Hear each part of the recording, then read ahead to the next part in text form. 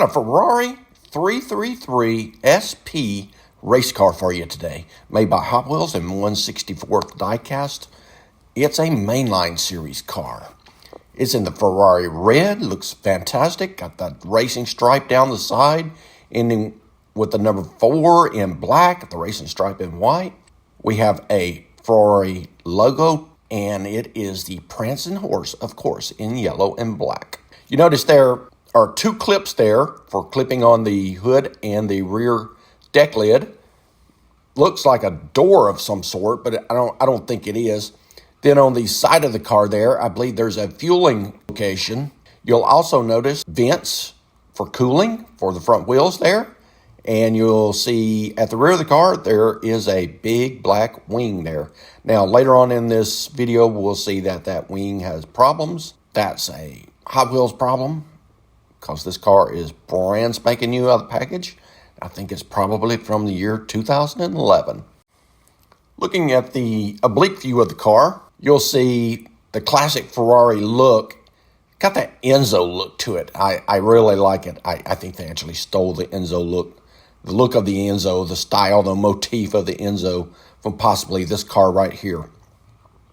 See the big roll bar, roll cage in the car. Nicely done by Hot Wheels.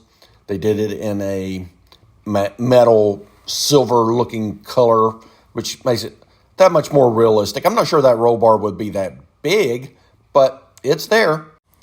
Front of the car shows a little bit of problem with the tempo. As you can see, the Ferrari logo is askew. They've got the yellow outside the black box. From 3 feet away, it's really hard to see, but when you're zoomed in like I am here, you'll see that it's pretty far off.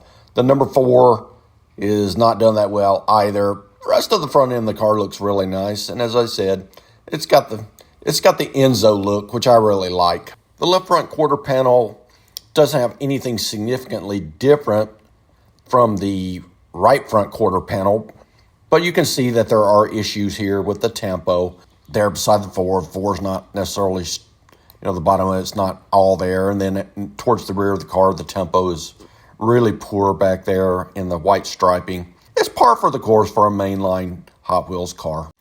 Looking at the left side of the car, you can really see the problems with the tempo, especially on the racing stripe. There above the rear wheel well, there's a lot of problems with this tempo. This tempo's got pieces missing. It looks like the casting's got dents in it or missing components. And then the tempo actually makes it into the clip that holds on the rear deck lid. Yeah, overall, it's a poor attempt at tempo right here. When you look at the left rear quarter panel, you can see the problem with the big wing on the back. For one, it's droopy. It actually droops far more to the left side than it does on the right side. The right side of the wing appears to be correct, whereas the left side is very droopy. A 5-year-old, if you buy it for them at the Walmart, is not really going to care about that at all. An adult, as we are, yeah, we're going to care. The rear of the car really shows how bad that wing is. You can see it there now. But actually, the rear of the car is probably the highlight of the car. There's a lot of modeling that has been done on this car. First of all, let's go to the top, and we see 2 items. I have no idea what they are. Perhaps they're lights of some sort. Perhaps they're air inlets, but they're in black, kind of circular looking there. You drop on down below. In the red there, next to the fenders, you see some engine components possibly modeled. On the wing itself, you see, once again, I can't tell you what it is, but you can see that there's things that are modeled on that wing support there, the central strut. And you come on down to the black area at the bottom, you'll see a couple of exhaust pipes, and then above those exhaust pipes is what I would probably surmise are taillights of some sort. And then there is probably a transmission component there in the center of the wing support as well. So overall, the rear of the car is actually done pretty well. There's a lot there. The right rear of the car shows a lot of the tempo issues as well, especially in the racing stripe. Now, there is one thing here on this car that I just noticed, and that is under the fender well above the right rear tire, and it's on the left side as well. there's something modeled underneath there, which I imagine is some sort of, I don't know, engine component or some sort of cooling. I'm going to zoom in on this and hopefully you can see it. Otherwise, looks pretty well.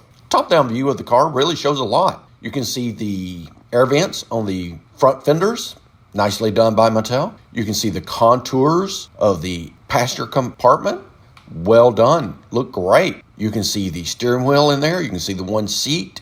You can see the roll cage, very nicely done. But you can also see the crooked nature of the big wing and back. It's not straight. Now, once again, this is a cheap toy that is probably the cheapest toy in Mattel's Hot Wheels line. So I'm not expecting miracles, but I just wanted to note it.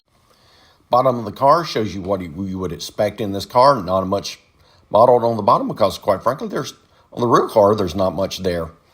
You'll see the copyright date, which is, I believe that's 1999, or is that 1990?